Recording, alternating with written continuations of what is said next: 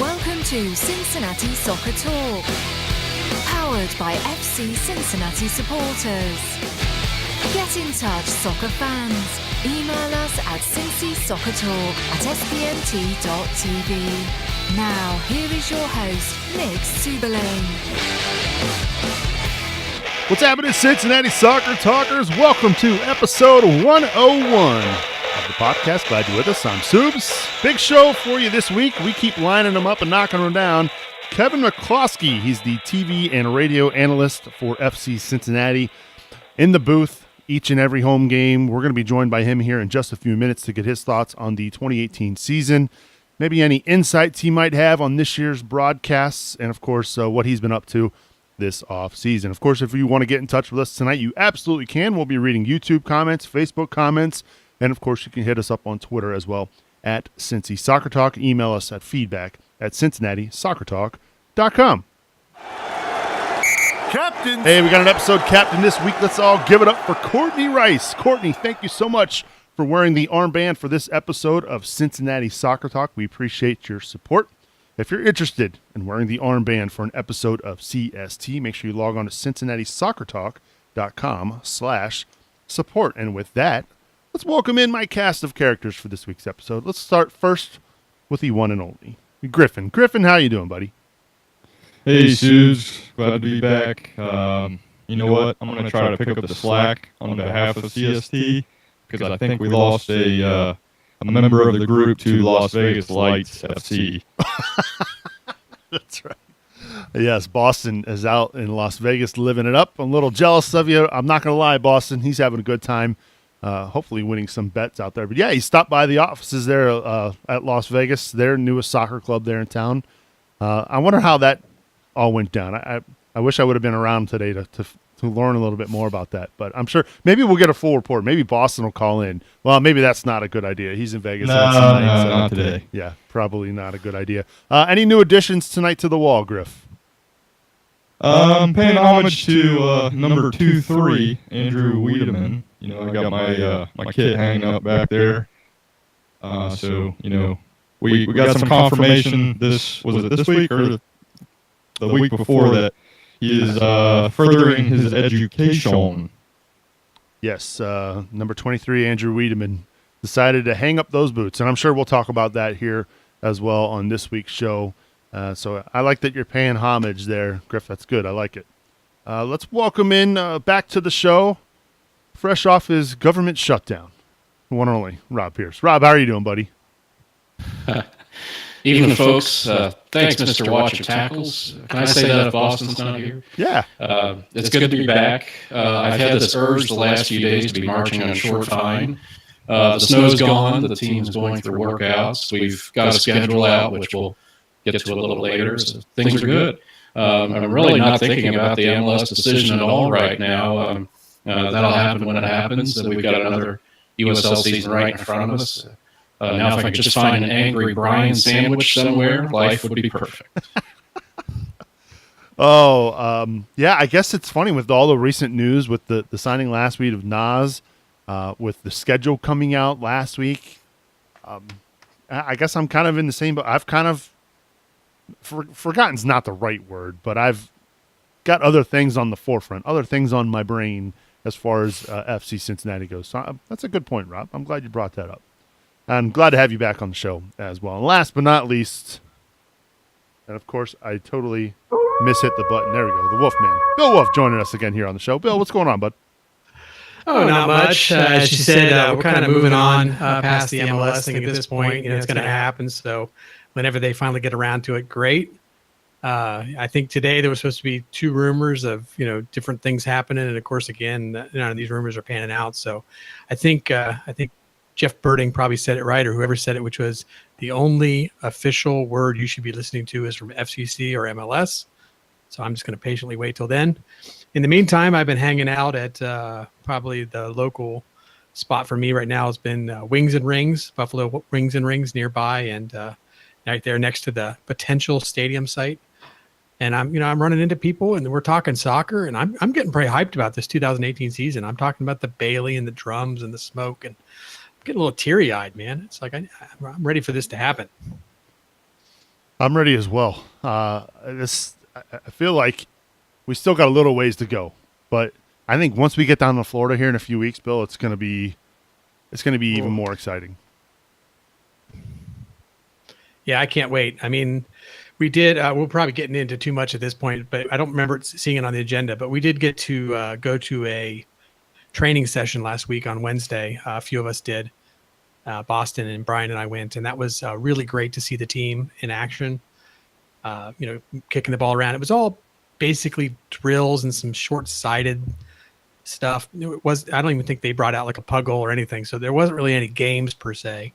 But it's just great to see it happening, and I can't wait till we get down to Florida and maybe get to see some sessions after these guys have gotten a little more comfortable with each other and see some 11v11 stuff, because that's when it's going to really get exciting to start to see Coach Koch and some of the tactics that he's employing, and starting to get a sense of how he's laying this team out and what his plans are.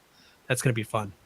It's going to be a lot of fun. I'm looking forward to it. It's going to be you and Griffin and I. We're going to be down in Florida covering the team. We'll have a lot of what I'd hope will be daily content each and every week covering FC Cincinnati. I know the last few times that you and Griffin went to Florida, you had a little bit of rain. Let's hope that is not the case this time. It's going to be beautiful. Yeah, rain and fire alarms. We don't want that this time. No, we do not. It will never get old joking about that, though, for sure. I think that's Miami, though. I mean, to be honest, Sarasota and Bradenton, I don't think are known for having these like just pouring down rain, like 2 feet of rain in 2 hours kind of stuff that we were seeing during those both games. Fortunately, it ended in time for the second game to take place, but crazy rain down there. Crazy. Yeah, so it's going to be a good time. We're looking forward to that. Believe it or not, it's just around the corner. Now we're just under 2 weeks before we leave for that trip. So it's even sooner for you, Bill. You're going down before all of us. I'm making the trip down on the 4th. I'm just the 3rd. I'm only a day ahead of you, man. I might have to ask you for a ride from the airport, but we'll save that for later. Anyway. Uber, man, Uber. I know. That's probably what I'll end up doing. While we wait here for Kevin McCloskey, the color analyst of FC Cincinnati television and radio broadcast, to join us here in just a few moments here on the Kings Hammer Hotline. The regular season schedule for FC Cincinnati was announced. And what kind of highlights stood out for you, Rob Pierce? Far and away, it's got to be the season opener against Louisville. We all know what we think about that team down there, and we want to bring their cup up and put it in our trophy case. And what better way to get this new group of guys accustomed to what it's like to play at Nippert than in front of Louisville. They'll have a preseason friendly at Nippert before then, but I mean, they're really going to get a sense of what the atmosphere is like and how exciting soccer can be here in Cincinnati with that first game. Yeah, that first home game, FC Cincinnati, I believe it'll be the 4th game of the season. Correct me if I'm wrong, guys, the home opener against Louisville. But the season's going to open up on March 17th down in Charleston, which we already knew that. But what were some of the other highlights for you, Griff? I'm looking forward to going to Indianapolis. I think that'll be a fun trip. I'm positive if they've confirmed where they're playing yet, but anything driving distance is a go for me. It looked like it was some sort of an indoor facility. I don't remember the name of it, but it looks like it is confirmed. But it will be indoor, which will be nice for March. It's going to be a good trip. You got 3 with Louisville, Nashville, and Indy this year, so that'll be a nice little round robin with a couple of new teams in USL, and of course a familiar opponent here in Louisville. So I might be thinking about the preseason game. By the way, I'm not sure if that's the case for their in-season game. No. And we'll talk about, and the preseason schedule was also announced last week as well, which we'll dive into a little bit later on here in this podcast. Well, as I mentioned, we're very excited to have back on the show. It's been a while, and I'm sure he's had a very, very busy offseason, but we're glad he's joining us now on the Kings Hammer Hotline. It is Kevin McCloskey, the color analyst of FC Cincinnati Radio and Television, and joining us now. Kevin, welcome back to Cincinnati Soccer Talk. How are you, buddy? I'm doing well. Thanks, guys, for having me back on. How are you guys doing? We're doing well. We're excited to have you back on the show. I'd imagine, I know you got a lot of responsibilities with the broadcast with FC Cincinnati, but we know you're pretty heavily involved with the local club soccer scene. Have you had a chance to have any kind of break this off season? Not much. As you know, soccer in this city is exploding at the minute. Our club's kind of going well. So it's really a 12-month thing, obviously throwing the broadcast gig as well. It's been pretty busy, but very exciting. Obviously, the landscape's been changing really since the arrival of FC Cincinnati. So I think everybody involved in soccer in the city is kind of welcomed it and very excited to be a part of it. Now, I know you've been watching with great interest, obviously. When you look at this offseason that FC Cincinnati has had, Kevin, I mean, I know games aren't won on paper, but, man, this team looks stacked for 2018. Yeah, unbelievable. I mean, the first thing, and I've talked to Alan about this too, it's very, very competitive. You know, it's not to take away from the team of last year, obviously the first year too, but there was a lot of talent. But I think just the talent from 1 to 24 in this squad is very, very impressive. I think it's probably the first time in this franchise history that there's probably 2 deep in every position. And you're talking about not just talented players, but experience, you know, players with great character as well, good leadership. So I think everybody's very excited. Like you said, you know, no games have been played yet, but everyone's very excited about the season ahead. Is there any particular players that stand out to you at this point? I'm sorry, could you say that again? I said, are there any particular players that stand out to you at this point? I think just, you know, I've watched them twice now in training, and it's kind of tough. You know, they're trying to get their feet wet a little bit. I think, like all of us, I think we've all been watching highlights. I think Keenan is a guy that brings a lot of experience and leadership. I think Lasso is a player that I'm excited about. I'm excited that he's not on the opposing team. I know he's kind of haunted FC Cincinnati in the past, so it's great to kind of have him in our squad. Ledesma, Al-Badawi, obviously those are the attacking players that are very exciting to kind of see. And I think that the other players that are going to come in, I think goalkeeping is going to be an interesting dynamic to look out for as well. 3 new guys coming in with a new goalkeeper coach. They're all going to be trying to fight it out and be that number 1 spot. So it's going to be very interesting just to kind of see this all unfold. But I think those guys, as I said, I think bring a lot of experience, a lot of talent. And hopefully, you know, they're the difference makers that bring a championship to the city. Kevin, how do you feel that the new signings will mesh with players from the previous season?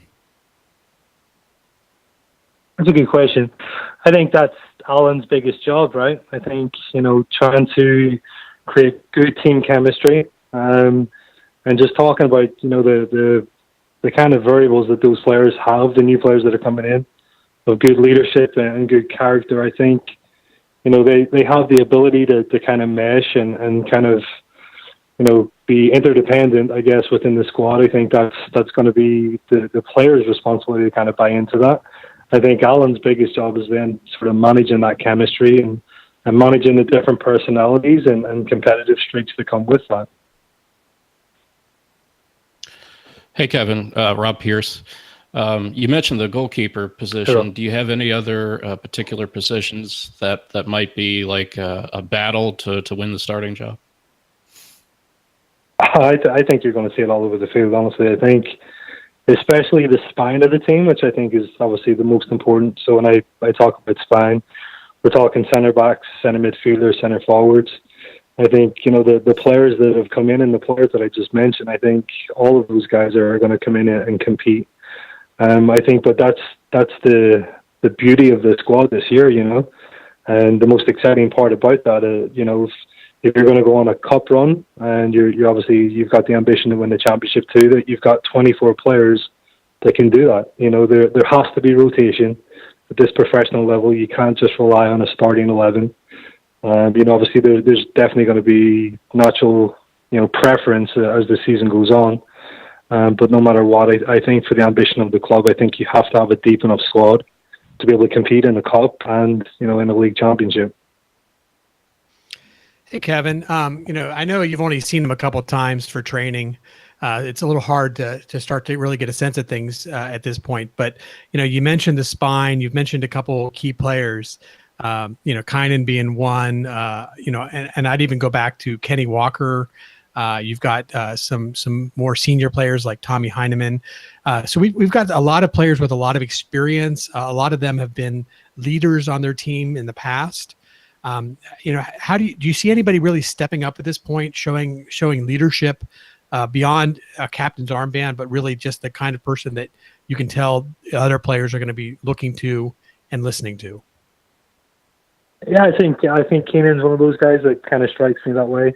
Tommy Heineman, actually, he's been injured. He's been kind of rehabbing on the sidelines. I had a chance to meet with him and talk to him today. He came across very positive. And I think just the general sense, I'm not going to pick a captain. That's I don't know if Bill No, your question not up, but that's No, I wouldn't ask you to do that. I was more just looking. No, I understand. I think that's obviously Alan's job to do that. And I think, he's going to kind of sit back and let that develop as well. And really, I mean, in professional sport or any sports team too, it's not just about the guy that wears the armband. It's how many leaders do you have on the team, Yeah. And I think, the most impressive thing for me so far is seeing the character. Every person, you or kind of returning, has come up and talked to Tommy and myself. There seems to be a very positive vibe. I know, Bill, we saw each other in the bubble the first night of practice. You could kind of just sense that buzz.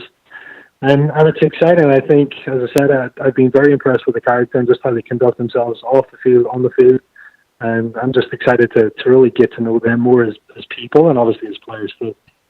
We're hanging out with Kevin McCloskey. He's the color analyst for FC Cincinnati broadcast, both on radio and television. And Kevin, you've had a chance. I know that a lot of the focus primarily here on this show and for folks, fans of FC Cincinnati, has been the improvement of FC Cincinnati's roster this offseason. But you've had a chance now to watch the USL the past 2 years, and you've seen new teams come into the league here in 2018. How much better has the league gotten in this short amount of time since FC Cincinnati's been involved? Massively. I think just to kind of give you a reflection of that, I think last year, probably a lot of people kind of expected FC Cincinnati maybe to do a little bit better. Given the fact, obviously, the cup run, I do think with the squad that they had kind of put a strain on that. But, my point with that was that the league changed so much just last year that, just the players coming from NASL, players coming from some of these MLS teams that are coming on loan. You're seeing even a bigger influx of foreign players as well. And the league and obviously the growth of the league, I think, has provided a lot of tough competition. We see it away, where that's something I'm sure Alan wants to kind of improve his away performances. But even home at Nipper, when we welcome in, the Red Bulls, the Charlton Batteries, the Louisvilles, all of those teams have improved immensely since the first year of the franchise. Kevin, seeing the boys come together for training in the season quickly coming upon us, is there a match that you are anticipating the most? I say you're talking about the regular season? Yes, sir. I think the first game, and Tom and I talked about this today, Charleston's, it has to be third time's a charm for us. I think we went there, the last 2 years and lost that opening game. That's a game that's, I think if you can get a result, I'm not saying 3 points, but if you can go there and get a point, I think that sets the season up really well. Obviously, April 7th, welcome Louisville. That's going to be massive for our fans coming back to Nipper. And then it's always interesting to kind of see some of these newer teams in the 11. I know you guys talked about it earlier, how that franchise looks. I think also with Nashville and them having an MLS bid, how they structure the team, what the level of players are coming in. So there's a lot of exciting games. I think the biggest one, obviously, is that first game away to Charleston, and then that home opening game against Louisville. They're going to be massive, I think, for morale and to really put us in a good position. So, Kevin, based on the signings, obviously I'm not going to ask you to give us a lineup, and I'm not going to ask you to pick players over other players. But, just looking at the choices that Alan has made in the offseason as far as how he's filled the rosters and with the types of players he's selected, Does it suggest anything to you tactically, or is there maybe a formation that sort of stands out to you as sort of a natural tendency that he would work towards? What would you see makes sense tactically with this group of players? That's a great question, Bill. I think here's the biggest thing. I think, when you talk about tactics, it reflects who you have as far as personality, right? You have to look at the personnel. You have to look at the key qualities that you have in your team. And so Alan's obviously signed these players. He's looked at key positions that he needs to improve. We talked about the spine. I think, but even in this assessment, I think I listened to Alan last week, or maybe it was the week before, but he talked about it as well. It has to be flexible. But my point with this, a system doesn't really happen until you fully understand what you have. And that's where I think the assessment in preseason, all the way through the games too, Alan and his staff, they're going to look at the players. They're going to see which players fit in what positions, who's the strongest in that position. And it's not just about one player fitting in one position. It's who's the other player next to them, because you have to develop that partnership. So that's where the system then falls into place. Is it better to have maybe two central midfielders if you're playing in maybe a 3-4-3? Or is it making more sense to play in a 4-3-3 where there's three centre midfielders? And so that's where kind of the analysis and assessment comes in. He's going to take his time to kind of look at that. As far as the tactics, Bill, I think that will happen in time. I'm not avoiding the question, but it is one of those things as a coach. You've got to be pliable. You've got to kind of be able to take a step back and look at it. And then from there, I think by the first game, by that Charleston game, I think we'll have a good idea of what system and formation he wants to play. Well, I got to ask you, Kevin, the signings and the improvement that Coach Koch has made to this team, Jeff Birding, the work they've put in to build this roster up. I mean, there's got to be – I'm sure Alan's not feeling it here at this moment, but is there any kind of added pressure to bring home that championship? I think, listen, this is professional sport, right? I mean, pressure exists every day, I think, for any coach or for anybody involved with a professional franchise. I think, of course, they have big ambitions, which they should. The product is the team, right? And I think we've seen a kind of the experience that's evolved from the product, the fan, the atmosphere, the experience in Nippert Stadium. But you can't kind of get too caught up in selling tickets and kind of that promotional piece. You have to look at the product, which is the team, and you have to invest in it. And I think that's what they've done. I think they've invested in it. I think Alan and Jeff understand what they have. I'm sure they have a good understanding and expectation of each other. And of course there's a little bit of pressure, but that's why Alan's in this position and he can handle that. I am excited. I do think we have a lot of personnel. I do think we're a lot deeper than what people thought we were even last year. And I'm excited to see what we can do this season. Hey, Kevin, switching away from the pitch a little bit, we heard that you received your A-Youth coaching badge from U.S. Soccer. Tell us about the process, how that all went for you, and what that means for you. Yeah, no, it was a great experience. I mean, it was a 4 to 6 month schedule, just depending on candidates when they take their final assessment. For me, I had to go to Baltimore 3 times, so we went up various sessions, in the classroom, on the field, kind of get to interact with a lot of higher level candidates. Some guys are from MLS clubs, from DAs, from other clubs kind of around the country. And then we had even, ex-Premiership players, guy John Curtis from Manchester United, another guy from Arsenal as well. So, the whole kind of experience of the candidates, I think, was very important. We had some very qualified instructors from the Federation. And really the basis of this is for the coach that's in a position either to lead a club or a coach that's kind of at that, development academy or professional level, that take development serious enough where you're looking at player, you're looking at the team, you're looking at the environment, you're looking at analysis. And so it was a very humbling experience. I think just meeting some of the candidates that were on the course, I think, was very rewarding. Having the opportunity to, interact with some of the federation's best, I think, was very rewarding also. I think moving forward for me, it's just, it's great to always learn. This is a game that teaches you no matter what.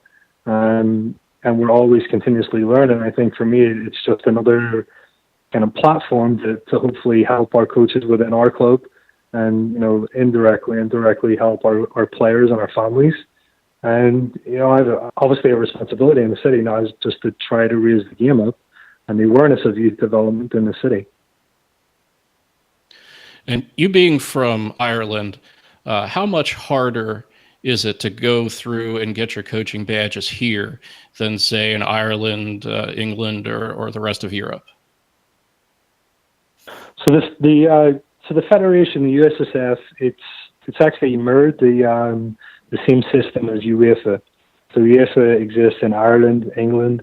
For me, at least, I came over to the States when I was 18. So I went to college where I played professionally, and then I got involved in coaching. So I actually didn't have an opportunity. I took a small kind of intermediate course before I left to come over when I was 18.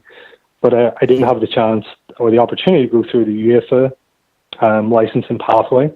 But it's very, very similar. The A license, the B license, the C license, it's all kind of evolved in the US probably over the last 2 to 3 years.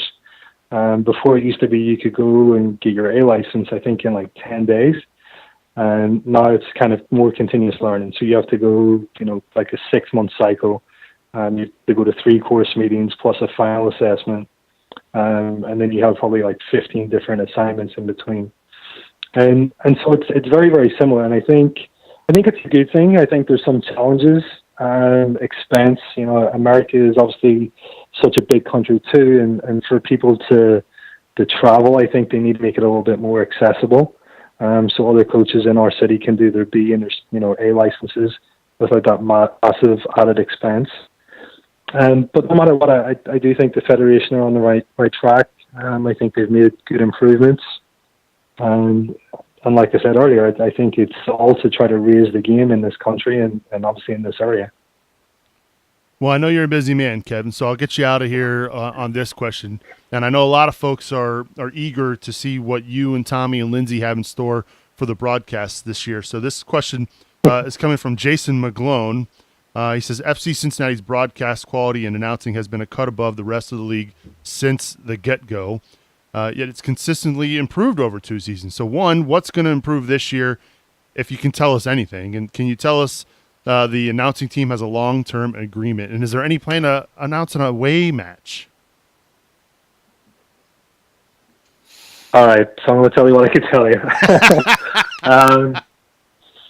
I think that, yes, well, first of all, thank you. I think it's been a pleasure to have the opportunity to firstly work with FC Cincinnati, but to work with Tommy, Lindsay, and Dave, our producer. It's been fantastic 2 years. I do think it's continued to improve, and yes, we have aspirations to continue to improve the broadcast this year. You'll probably see more cameras. I think the camera angles will be a little bit different as well to hopefully help the viewer at home. There'll be a couple of little twists and surprises within the broadcast booth, which I can't really tell you at the minute. And I can say this, you talked about the away trip. I think the highlight for Tommy and I and Lindsay last year, I think, was going to the Tampa game and being able to view that and broadcast that game for obviously our hometown viewers. I think that was a great experience and hopefully something that the viewers enjoyed. Well, we're looking forward to another good year in the booth for you here in 2018. We always appreciate your generosity and coming on the show, and looking forward to seeing you on the airwaves in the Queen City, Kevin. Guys, thank you so much. You guys did a great job. Thanks again for having me on. Well, thank you, Kev. Appreciate it. And we'll see you soon. Okay, take care. That's Kevin McCloskey. He's the color analyst for FC Cincinnati on the radio and the television. Good stuff from Kev. Really appreciate it. I loved the insights on the coaching as well. Me being a person, I am nowhere near the A-level license. I think I got my 10 to 12 module over a weekend. and it was a freezing cold weekend at that. So good stuff there. We appreciate Kevin being with us here on the show. Of course, this is the time of the show where we thank our awesome supporters. Speaking of King's Hammer, we have to give a shout out to Tim Bronsel and King's Hammer, Matt Adamchick, Mama Subes, Brian Malone, Jamie Smed, Mike Hudson, Jonas Tom, Jack Emery, Mike Bowman, Jesse Gill, and the newest member of the Gaffer level, contributing $20 a month or more, is Kathleen Francis. Thank you so much for your support. If you want to support Cincinnati Soccer Talk, you can by logging on to CincinnatiSoccerTalk.com/support. All right, so I'm going to throw it to you guys. Where do we want to go next? Do we want to go schedule, or do we want to go any kind of MLS expansion? I'm going to throw it to you, Bill Wolf. You're the man with the expertise here. Where should we go? I don't know what expertise that exactly is, but I have no desire to really talk a lot about the MLS expansion at this point. I mean, I think you're referring to, I see a topic in our agenda here as far as like maybe date of entry or something. That's interesting to me, but to get into the expansion discussion at this point, it's a done deal as far as I'm concerned. So I'm just waiting for the date to happen. All right. So I guess we're not going to go there. We so we'll talk about the schedule. Yeah, let's talk schedule. All right. So we know that we know what the slate is going to look like for FC Cincinnati. We know that early on they're going to be on the road. We know late in the season they're going to be on the road just due to the fact that they've got to share the facility with UC football. A lot of home games between May and August, which is good. I guess it's good. I like the fact that it didn't lend well to the team a year ago when their road form was so bad that they had to play the last, 4 games on the road when they desperately needed points. We're hoping that that's not the case this year here in 2018. But, was there anything else? We kind of highlighted it a little bit early. Was there anything else that really stood out to you about the schedule? I think for me, it's similar to last year in the fact that we start away and we end away and we're heavy in the summer, but it's more balanced, right? We're never away more than 2 games in a row.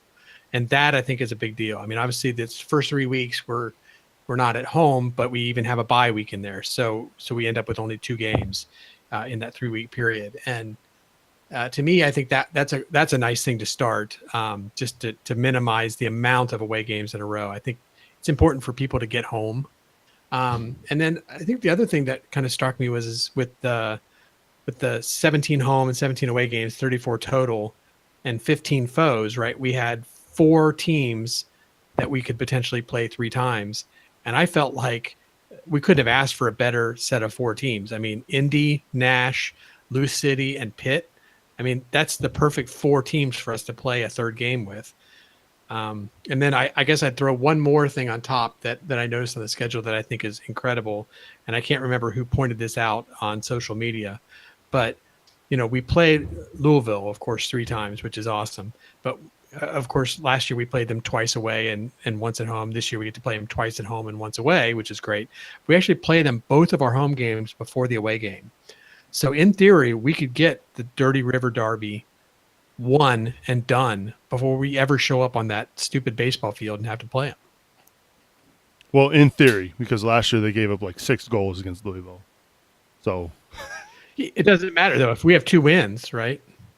Isn't it on aggregate? Lose. I thought it was just points, 3 for a win and 1 for a tie. Yeah. And then after that, they get into goals. I guess I always assumed it was based on the aggregate score over the 3 legs. But yeah, if they're doing it based on just wins, then yeah, I would agree. Then they could, in theory, have it wrapped up. So, what about you? So what you're telling me is Brad doesn't have to stay for the whole 3rd match? Correct. They could throw him out in the second half right at the beginning this time. Okay. Or we could go down there and we could all just throw streamers right at the beginning and we could all get thrown out and just leave because the game doesn't really matter. That's more like it. I like that idea. What stood out to you, Rob? Was there any other? I know we kind of touched on it a little bit earlier.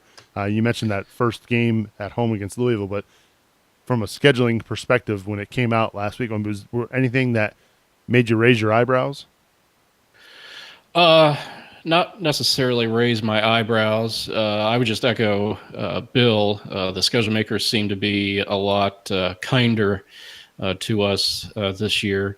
Having, not a very extensive road trip where we're away from Nippert. You have the 2 road matches to start the season, the 2 at the end. It's not as bad as it was last year. And with the third, with the team that we play 3 times, it really couldn't have worked out any better for us. Maybe they were thinking regionally, Pittsburgh, Nashville, Louisville, Indianapolis, all right there in a short amount of time for us to make. So they were pretty kind to us, the schedule makers. Yeah, they were. Yeah, Go ahead, Griff. Ticket selling matches. I mean the league obviously did it on purpose, so our large fan base would travel, sell tickets, and make the league look good. So I mean, it's going to be a fun season, and I'm happy for Lasso. He gets to start the season out going up against his former club, and I think we're gonna have a lot of fun this year. Yeah, and I think if you're looking at, which teams are we going to have to visit more than once, or are we going to play more than once, and who's going to be at home, who's going to be away? I even think they got that right. Of the 4 cities that I mentioned, the 2 cities that I would like to visit the most would be Indy and Nashville. So, I'm happy to get 2 games there. I think it opens up lots of opportunities for supporter groups to do bus trips. We got the 1 trip to Pitt, and we've got the 1 trip down to Lou City, and beyond that, they got to come to us. So, for Pittsburgh and Louisville, who are, kind of our quote rivals. I don't know so much about Pitt, but we like to pretend. They got to come to us twice, so it's perfect. I was to say we could do I'm glad we're not doing a bus trip to Pittsburgh this year because we've been there and done that. Oh wait, you guys weren't on that bus trip. Never mind. I'm kidding, of course. I'm teasing you. I know you would have been there if you could. But before we can get to the regular season schedule, there is a thing called the preseason schedule, which was announced last week as well, which it's kind of a big deal. I mean, it's something we're looking forward to every year with FC Cincinnati. This is the first time we get to see the club in action. They're going to take on Major League Soccer side New England Revolution on February 6th, and then they'll face another Eastern Conference foe in the USL with Tampa Bay on February 10th. Both of those games are going to be at IMG. And those are games that we will be covering right here on Cincinnati Soccer Talk. We'll have hopefully some live post-game shows after that, depending on the internet that we have available down there. Also, they're going to be on the road at Indy 11 on February 22nd. That's a 1:30 game. Then they'll be back in Cincinnati. They're going to be taking on the NKU Norse there at Northern Kentucky University. Then on March 3rd, Nashville SC there at Gettler Stadium. Then March 7th, they will take on UC at Gettler. And then this will be a fun little friendly. Last year, FC Cincinnati went out to Sacramento and took on the Republic. Now this time, Sacramento returning the favor. They're on March 10th at Nippert Stadium at 4 o'clock. So a lot of people dubbed that the MLS Bowl. I don't really think that that's the case because I think we all believe that it will be Cincinnati in Major League Soccer at that point, but fingers crossed. But out of those 6 or 7 matches, guys, I would think that we're kind of excited about that first one, New England going up against a Major League Soccer side. In years past, and correct me if I'm wrong, Bill, because I know you've been on the IMG, I believe, twice now. They've played multiple MLS teams before in the same preseason, but this year it's just going to be the one. I don't know if we did or not. I know the first year we played. We played NYCFC. New York. Yeah, it was their inaugural year. And then we had a foreign team like from Iceland or something. Yeah, that's right. And I don't remember the third one. And then last year I know we played Ottawa and we played Chicago. Man, maybe we haven't. I guess I always thought we played multiple MLS teams. But yeah, you're right. It's only been one per preseason. Yep. But I think it's great. For us, we've had MLS aspirations since day one. We need to continue, besides the Open Cup, to find opportunities to, basically just act like an MLS team. Let's start going into preseason and playing MLS teams and seeing where we stack up. So I'm excited for that one. I think it'll be a great one. Obviously, it's preseason for them. It's preseason for us. I'm not expecting anything special out of it. Much like the Chicago Fire game. In the preseason, I think they beat us, and obviously we beat them in the regular season. But so anyway. But no, I think it's great. My general feeling on the preseason schedule is I like that it's a tougher schedule than we've had in the past, but I'm not sure I'm super keen on all the choices we made as far as teams. But maybe beggars can't be choosers. I don't know. It's going to be an interesting preseason, and I think last week Coach Koch mentioned that the preseason is really going to be about figuring out where to be putting guys. And I know the results aren't going to matter, and I kind of joked with Coach. I said, good luck telling FC Cincinnati fans that, because I think people are just so geeked up about this team. And I was guilty of it a year ago. When they went out and they struggled in the preseason, I was already up in arms. And then obviously we know what happened in 2017, the Open Cup run, the struggles in the USL. But I think we need to also preach to the fan base, like, hey, pump the brakes a little bit. These are just exhibition games. How many times do the Patriots go 0-4 in the NFL? I mean, they don't treat these games. They do it to get ready for the season. And it's going to be tough. It will be tough, but I know I have faith that FC Cincinnati fans can handle that. For those of us who aren't going to Florida, the preseason game that I have. By the way, Rob, that's only you on this call. Right? Everyone else here is going to Florida. Just so you know. Well, I will be sitting here with envy. But March 3rd is going to be a very long day if you're a soccer fan, because that team down south will be playing at NKU at 1. And then FCC plays Nashville at Gettler at 4. So we have a chance to make our voices heard to those guys from Louisville, and then turn around and go support our own team. Long day, March 3rd, but I hope to be up for it. Is that a weekend date? I believe that's a Saturday. Oh, perfect. Yeah, that'd be great. I don't think I have anything yellow, but might have to go pick up some Norse gear. Yeah, I mean, I think a lot of FC, from what I've been seeing on social media, is a lot of folks are planning on showing up there for that NKU game against Louisville. I don't know if they'll be throwing streamers or not, but it's going to be a good day, a fun day. I'm surprised. I'm curious as to why Louisville would come up here to play NKU versus, and I think probably this is maybe something NKU reached out to them to say, hey, we've got a facility. We need to get ready as well. Maybe we play another. It's a good opportunity to play a USL side. I mean, that's a good thing. NCAA rules say you can't play soccer on a baseball field. I think that's in there somewhere. It should be. Yeah, it's harmful environments to the student athletes. Oh, great. Oh, that. Well done, Griffin. Well done. I'm assuming you're excited for that day, Griff, about that day when Nashville SC comes to town. Yeah, I jokingly put a picture on Twitter when the schedule was announced. It was basically thousands of people pouring out of a parking garage to watch an event. I mean, I don't know how they're going to control a crowd there at Gettler against Nashville. I mean, because last year when we played UC, I felt like it was already packed. So, I mean, it's going to be a fun day. Yeah, it was crazy for the UC game, and this is, I would expect, going to be even worse. The thing that I don't quite understand, I understand that at the beginning of our season, we can't be in Nippert because of construction on Nippert. I mean, they've said that, right? For whatever that means, we've all speculated and, talked about the scoreboard and whatever else.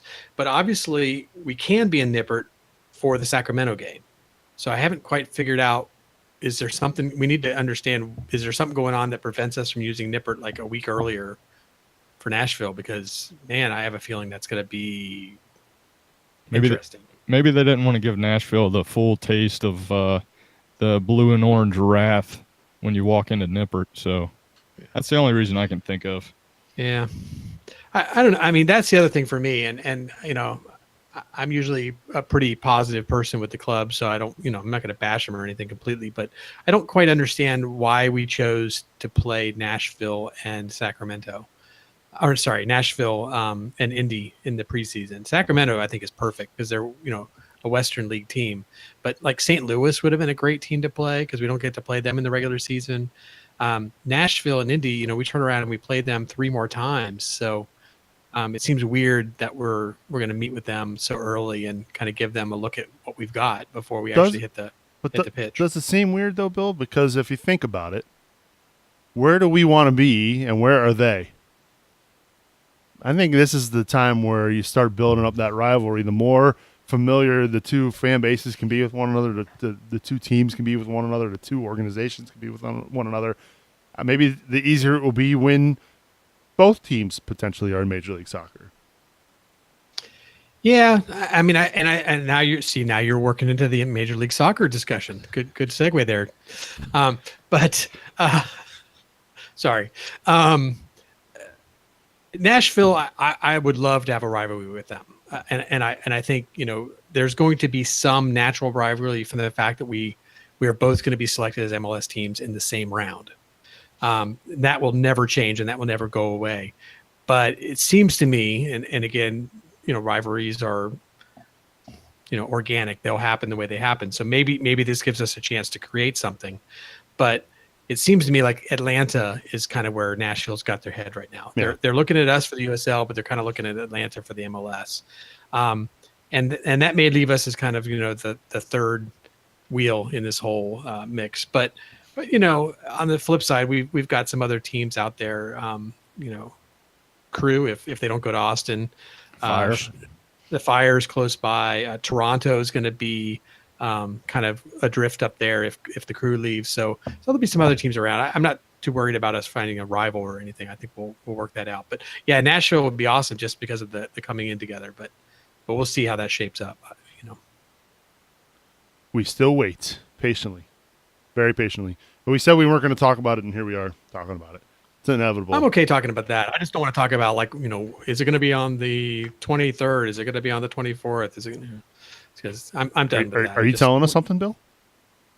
Yeah, it's going to be either on the 23rd, 24th, 25th, 26th, 27th, 28th, 29th, 30th, 31st. Cut them off. I mean, it's going to be someday in the future. Someday. Have faith and be patient. It's going to be when we're in Florida. That I will not be happy about. So I'm going to put in a personal request with the club and the GM, Jeff Birding, that if they can't get this done and they have to make the announcement while we're in Florida, if they could just send Carl's jet down there and pick us up and bring us back, I'm okay with whatever date they get. So most likely, I don't see that being the case. I don't think that they would.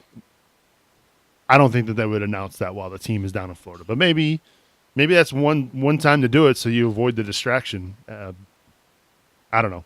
Let's hope not. Let's knock on wood there. Let's see. Miami, their new ownership group said they're expecting to announce their Major League Soccer team there by the end of January.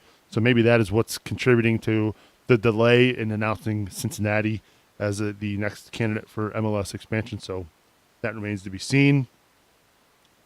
Let's see here. I think that's about time we wrap things up. I know it's a little early, a little short tonight.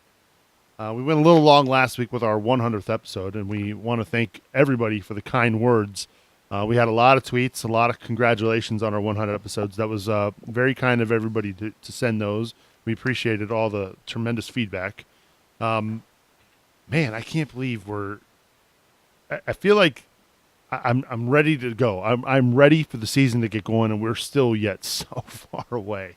Like if my math is correct, we're looking at almost 2 months still from the first day, from the first kick, March 17th. Today's the 22nd. So it's all right. Yeah. We'll get a little taste here in IMG, and it'll hold us over. Yeah, I mean, our preseason is going to be so busy. We're going to have 7 or 8 games in the preseason. So, we'll definitely start to get a sense of the team and what's coming. And I think we'll get what we need. Yeah, it's going to be a good time. And of course, make sure you you log on to CincinnatiSoccerTalk.com for all of our preseason coverage. Like I said, we're going to be down in Florida. We're going to be in my plan is to produce, well, except for Rob, right? Not to rub that in, Rob, but you won't be there. I mean, you're more than welcome to join us. No, I'll be. Just the three of us. Yeah. I did not get the PTO for that, but I will be looking south with envy. I would think like when the government like starts back up again, and and people can go back to work, that they'd be like, "Hey, Rob, you were one of the guys that had to stay, so we'll give you like 2 weeks off or something," right? Yeah, you would think February is our busy time though, so that's. I mean, I can take a day or two, but a week that's pushing it. Well, we'll be thinking about you in the warm weather, Rob. Not to. Likewise. But no, it's going to be a good time. I'm looking forward to getting down there. The hope is to do some post-game shows immediately after the games there against the Revolution and the Rowdies. I know we're planning on doing a joint show with the Unused Subs podcast, the Tampa Bay Rowdies podcast. That's on Saturday night after the Rowdies game too. My plan is to go down there and shoot a lot of videos. I know Bill's got plans to shoot videos as well. He did a great job last year introducing some of the newer players to the team. I'm looking forward to what Bill's got in store for us here this year in 2018 as well. So make sure you get subscribed to our YouTube channel, youtube.com/Cincinnati Soccer Talk, which reminds me, by the way, we have to, I mean, what a response we got a week ago, guys, with the YouTube channel. We needed 1,000 subscribers in order to stay in the partner program. FC Cincinnati fans came out in droves. It was remarkable. We are now we're over 1,200 subscribers now on YouTube. That is amazing. We were at 300, and in less than 12 hours later, we had 1,200. Pretty awesome. So thank you to everybody who went out and subscribed for us and helped us out as well. So we're going to have a lot of original content there on YouTube while we're in Florida that week. So make sure you get subscribed so you don't miss any of that. And on that note, it's time we get to our final thoughts as we begin to wrap up episode 101. I'll start with you, Griffin. You got Angry Brian behind you. You got Happy Brad behind you. You've got Weeda behind you. You got any final thoughts? Yeah, we touched on it a little bit earlier, but I just wanted to give a shout out to Andrew Wiedemann, one of the inaugurals. Great human being, really involved in the community. Just a great guy, and I just want to wish him the best as he turns a new page in his book here and goes back to Cal Berkeley, I believe. So I wish him the best, and those will be memories we'll hold tight in the orange and blue. You're not going to say anything about the Pride Norden, right? Yeah, we got Pride Norden gear. If anybody wants to jump on the wagon here, it's a group, a chapter of the Pride for northern-based supporters. If anybody wants to meet at BC Bottle Lodge in Montgomery, we're gonna have a good time at away matches. And where can give me Twitter? Yeah, give me a Twitter address. Where can they find out more information about the Pride Norden? ThePrideCincy.com. Go over to chapters, and we got all the information there. Awesome, good stuff. Yeah, I want to go back to Weeda a little bit. He's going to go down in history at this club. He scored a first goal in club history, a first official goal in club history. There, I believe it was against the Bethlehem Steel in Game 2 in that inaugural season. We all know about the goal that wasn't against the Fire. That was clearly a goal onside, and we all know it was. So he was robbed of that. But he was also the very first player guest here on our show. So I think for that alone, he's going to go down in history. No, I'm just kidding. But no, he's going to go down in the history of FC Cincinnati as one of the all-time greats. And then we wish him nothing but the best in his retirement. And we're really hoping, I know he's busy with school, busy with the honeymoon and getting married. We're looking forward to hopefully getting him on the show here in the next few weeks to catch up with him and talk about the decision and how that all went down. So good stuff, Griff. Happy to have you back and looking forward to what's going to be on your wall the next time you're on the show. Thanks, Subes. Looking forward to the trip. Final thoughts, Rob Pierce. My final thoughts, I wouldn't call this a concern, but more of an interest to see in the preseason how all the new faces would interact. They come from diverse backgrounds. Deckel Kynan, I hope I'm not butchering that, from Israel, Paddy Barrett from Ireland, first time in the States for these guys. If you're paying attention on Twitter, they seem to have taken a genuine liking to each other, a little lighthearted ribbing here and there. And I'm also thinking of that picture, the first day of workouts. So the guys were in the snow down on the field at Nippert. That was great to see. We've talked about it on our Slack channel a little. It's a good sign. Nazmi Abadawi's kindness thing, where you snap a picture of yourself doing a good deed and you tag him for a chance to win a pair of his signed shoes. What a great first impression to make, and it speaks volumes to the character that Coach Koch was talking about last week. Character and chemistry can go a long way toward where you end up in the table, and that's something that often gets overlooked. Yeah, that's a good point, Rob. I really have enjoyed seeing Nas and his acts of kindness on social media. That's really cool, and you're right. And to see the guys interact, I'm not saying that the previous years that weren't like that, because we know that Jimmy and Wiedemann were close, but yeah, it's been fun to see, and I thought that was really cool, the acts of kindness. So I'm glad you brought that up, Rob.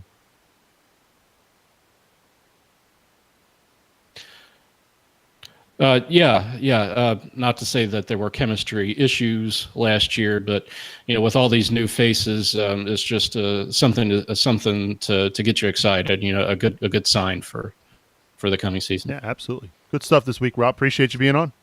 Thank you. And last but not least, one and only Bill Wolf. And Bill, are we going to talk a little kits? Well, I have nothing really to say about the kits, but the guys on Facebook at least are kit up through all the comment section. But I guess I would just say that here we are, basically on the verge of the season. Preseason kicks off in less than 2 weeks, as you said. We're going to start to see preseason games very shortly behind that. I'm kind of looking for FCC to just start cranking out the media at this point, the marketing, and just start to hit us. We know we're at close to 16,000 season ticket holders. Have we passed that point? I assume not at this point, but let's start getting excited about that. I know they have a new referral program that Jeff Birdings talked about that they sent out an email about today. And then, of course, the kits. We've heard from DJ soon. And I think everybody's excited about them, probably excited to try to order them and get them customized just in time for that first game so that they're all dressed and ready. I don't know whether we'll get there or not. Nike sometimes is a challenge to get product from. But, I know that the club at least had said they didn't really want to come out there and do anything as far as kits until they had product to sell, because that would almost be just as bad as not doing anything at all. But it is starting to get to that time where we need to start just really getting hammered with stuff and get excited and get ready. So come on, FCC, send it, crank out the marketing department, and let's make this happen. We're all on the edge of our seats when it comes to take my money. Right, like we haven't spent enough money on this club. No, I'm sure it's in the works. They've got a plan that'll be launched, it'll be released when they're ready. We know most likely it'll probably be just before that first preseason game, my guess. Although there's nothing to say they couldn't wear the old jerseys for the first few games. Yeah, there's nothing to say they couldn't. They might still have stock in place, though. I thought they were they cleared out their jerseys as hard as they could at the end of the year. Yeah. I'm guessing I meant for the players to wear in the preseason matches. Like, is there going to be? That's what I'm saying, though. They literally, if I understand the process right, if a player, every player got like 2 jerseys of every color for the season, and that's what they'd wear at every game. They'd wash them, of course. But then, if they tear one or they lose one or if they need to replace one because it got worn out, I think they just had to go to stock and just pull out a jersey. They probably kept a certain amount back just to be sure that Right. somebody didn't buy all the larges and suddenly, Delbridge didn't have something to wear or whatever. But at the same time, I mean, it basically was just sitting there stock, without a number on the back, and Gotcha. they just put a number on and go. And I think at the end of the season, when they figured they didn't need those jerseys anymore, I think they tried to clear out as much as they could. Now, I could be wrong, but And I think I remember seeing something about those jerseys were discontinued anyway by Nike. So yeah, they were. Yeah, you might be right. Maybe we'll know by that first game on 2/6 what those new kits will look like. Well, this much I can tell you guys, because I can't say a whole lot, but I am part of the FCC fan council, and they did poll the fan council with some mock-ups. Now, what they ended up with, I don't know, but at least I saw some of their ideas, and what I can say is they look hot. I mean, I think people are going to be really excited this year that we're not just taking something stock off the shelf, that we're being a little creative. So, not to hype it up, but Sure. let's get hyped, because they're going to be awesome. Good stuff, Bill. Appreciate you being on the show this week. As always, looking forward to our travels to Florida. I am excited as well, not just for the weather. And sorry, Rob, you won't be there. I'm teasing. No, that's not getting old at all. All right. My final thoughts as we get out of here. I kind of already touched on the YouTube thing. Got to give it up to the folks here on YouTube tonight watching live. Gentlemen commenting on my Manchester United jersey that I'm wearing tonight on the show. And I'm wearing it for one reason and one reason only, and that is because Alexis Sanchez is a Manchester United player. Glory, glory. And I think that's where I will end this week's show.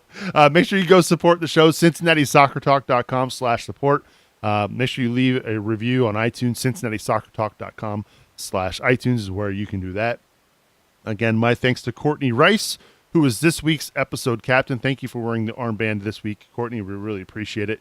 And for Rob Pierce, Griffin, and Bill Wolf, I'm Subes, reminding you to watch your tackles, and we will see you all next week.